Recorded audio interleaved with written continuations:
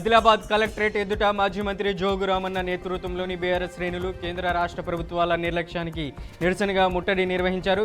రైతుల పంటలను ముఖ్యంగా రంగు మారిన సోయాను కొనుగోలు చేయకపోవడంపై పెద్ద ఎత్తున నినాదాలు చేశారు. జోగు రామన్న, ఎంపీ నగేష్, ఎమ్మెల్యే పాయల్ శంకర్ రైతులను మోసం చేస్తున్నారనేసి నిరసన వ్యక్తం చేశారు. రైతులకు అండగా బీఆర్ఎస్ ఎల్లప్పుడూ నిలుస్తుందని చెప్పుకొచ్చారు. అన్నమయ్య జిల్లా పుంగనూరులో భయంకరమైన ఘటన చోటు చేసుకుంది. మామ శంకరప్ప తన బంగారం కోసం అల్లుడు వీరమోహన్ రెడ్డి చేత హతమయ్యారు. భార్య సంవత్సరికం కోసం బంగారం అడిగిన మామను ఇవ్వకపోవడంతో మాటామాటా పెరిగి వీరమోహన్ రెడ్డి బండరాయితో కొట్టి హత్య చేశాడు. హత్య తర్వాత దేహాన్ని గుట్టు చప్పుడు కాకుండా అంత్యక్రియలకు ప్రయత్నించినట్లు తెలిసింది. కోడలు రమ్య పోలీసులకు ఫిర్యాదు చేశారు. ఇక పోలీసులు వీరమోహన్ రెడ్డిని అదుపులోకి తీసుకుని కేసు నమోదు చేసి దర్యాప్తు చేస్తున్నారు. చిత్తూరు జిల్లా వెంగమాపూర విద్యార్థులు తల్లిదండ్రులతో కలిసి పాఠశాలను మార్చకుండా ఉండేలా జిల్లా కలెక్టర్కు వినతి పత్రం సమర్పించారు. తమ గ్రామంలోని పాఠశాల ఉండకపోవడం వల్ల 3 నుంచి 5వ తరగతి విద్యార్థులు 4 కిలోమీటర్ల దూరం వెళ్లడం కష్టమవుతుందని వారు తెలిపారు. అందువల్ల మా పాఠశాల మాకే ఉండాలి, మార్చొద్దని విద్యార్థుల తల్లిదండ్రులతో కలిసి విన్నవించారు. చెర్లోపల్లి పంచాయతీకి చెందిన 4 గ్రామస్తులు 4 ఏళ్లుగా వ్యభిచార గృహం నడుస్తుందని జిల్లా కలెక్టర్ సుమిత్ కుమార్కి ఫిర్యాదు చేశారు.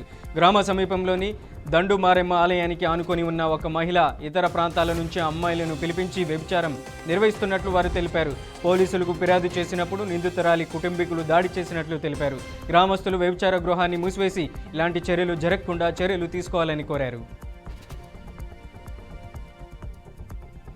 గచ్చిబౌలి గౌలిదొడ్డి పరిధిలో 8వ తరగతి విద్యార్థి శివ తండ్రి మాటలతో మనస్తాపం చెంది ఇంట్లో ఎవరూ లేని సమయంలో పైకప్పు రేకుల రాడ్కు ఉరివేసుకుని ఆత్మహత్యకు పాల్పడ్డాడు. శివ తండ్రి మోహన్ గత 15 ఏళ్లుగా వాచ్మెన్గా పనిచేస్తున్నారు. భార్య ఫోన్ రావడంతో మోహన్ ఇంటికి చేరి శివ మృతి చెందినట్లు గుర్తించారు. పోలీసులు కేసు నమోదు చేసి దర్యాప్తు చేస్తున్నారు.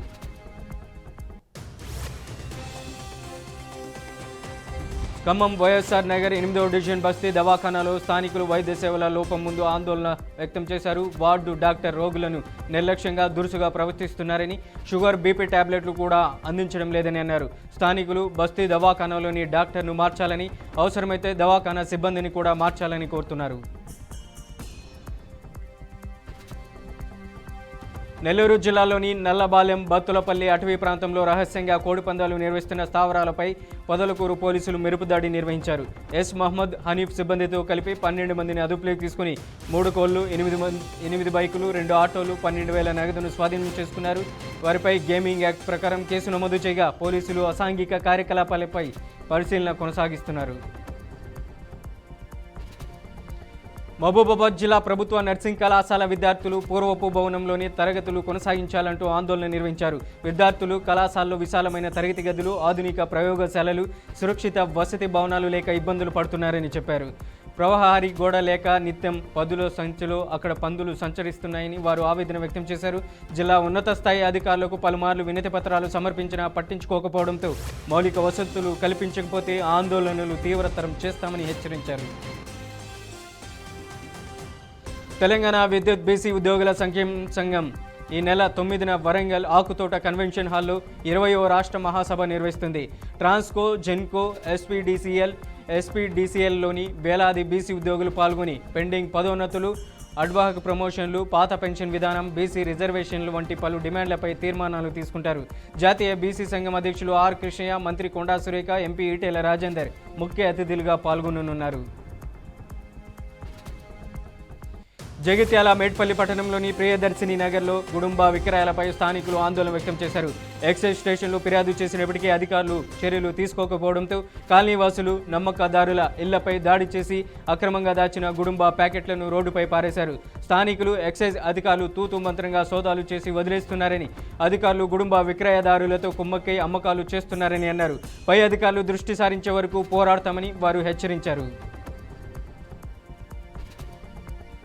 హైదరాబాద్లో జ్యోతిరావు పూలే, సావిత్రిబాయి జీవితాలపై ఆధారపడి రూపొందించిన హిందీ చిత్రం పూలే ప్రత్యేక ప్రదర్శన జరిగింది. CM Revanth Reddy, deputy CM బట్టి విక్రమార్క, మంత్రులు, ఎమ్మెల్యేలు ప్రసాద్ ల్యాబ్స్లో పాల్గొని సినిమాను చూశారు. బట్టి విక్రమార్క మాట్లాడుతూ పూలే ఆశయాలు సమాజానికి గొప్ప సందేశాన్ని ఇస్తున్నాయని, తెలంగాణ ప్రభుత్వం వాటిని ముందుకు తీసుకెళ్తుందని తెలిపారు. ఉద్యోగుల భవిష్య నిధి వేతన పరిమితి పెంపుపై 4 నెలల్లోగా నిర్ణయం తీసుకోవాలని సుప్రీంకోర్టు కేంద్ర ప్రభుత్వాన్ని ఆదేశించింది. గత 15 ఏళ్లుగా గరిష్ట వేతన పరిమితి 15,000 వద్దే ఉండడంతో చాలామంది కార్మికులు సామాజిక భద్రతా ప్రయోజనాలను కోల్పోతున్నారన్న పిటిషన్పై స్పందించిన జస్టిస్ జేకే మహేశ్వరి ధర్మాసనం కనీస వేతనాల కంటే తక్కువగా ఉన్న ఈ పరిమితిని సవరించాలని స్పష్టం చేస్తూ కేంద్రానికి కీలక సూచనలు చేసింది. రక్షణ అవసరాల పేరుతో గ్రీన్లాండ్ను అమెరికాలో కలుపుకోవాలని డొనాల్డ్ ట్రంప్ చేసిన వ్యాఖ్యలను గ్రీన్లాండ్ ప్రభుత్వం తీవ్రంగా ఖండించింది. అలాగే పుతిన్ నివాసంపై ఉక్రెయిన్ దాడి జరిగిందన్న వార్తలకు ఆధారాలు లేవని డొనాల్డ్ ట్రంప్ స్పష్టం చేశారు. భౌగోళిక రాజకీయ అనిశ్చితులు డాలర్తో పోలిస్తే రూపాయి విలువ క్షీణిస్తూ ఉండడంతో సురక్షిత పెట్టుబడిగా భావించే బంగారం, వెండి ధరలు మళ్లీ పెరుగుతున్నాయి. నేడు ఉదయం మార్కెట్ గణాంకాల ప్రకారం పెట్టుబడిదారుల నుంచి పెరిగిన డిమాండ్ కారణంగా ప్రధాన నగరాలు పసిడి ధరలు సానుకూల ధోరణి ప్రదర్శిస్తున్నాయి. నిలకడగా ఉన్న ధరలు ఒక్కసారిగా ఊపందుకోవడంతో కొనుగోలుదారులు మార్కెట్ వైపు ఆసక్తిగా చూస్తున్నారు. అంతర్జాతీయ ఉద్రిక్తతలు, అమెరికా ఆంక్షల హెచ్చరికల నేపథ్యంలో దేశీయ స్టాక్ మార్కెట్లు భారీ నష్టాలను చవిచూశాయి. సెన్సెక్స్ 322 పాయింట్లు క్షీణించి 85,439 వద్ద, నిఫ్టీ 78 పాయింట్లు కోల్పోయి 26,250 వద్ద ముగియగా, డాలర్తో రూపాయి విలువ మరింత పడిపోయి 90.30 వద్ద స్థిరపడింది. వెనిజులాపై యుఎస్ దాడి మరియు రష్యా చమురు కొనుగోలుపై ట్రంప్ హెచ్చరికలు పెట్టుబడిదారుల సెంటిమెంటును దెబ్బతీశాయి.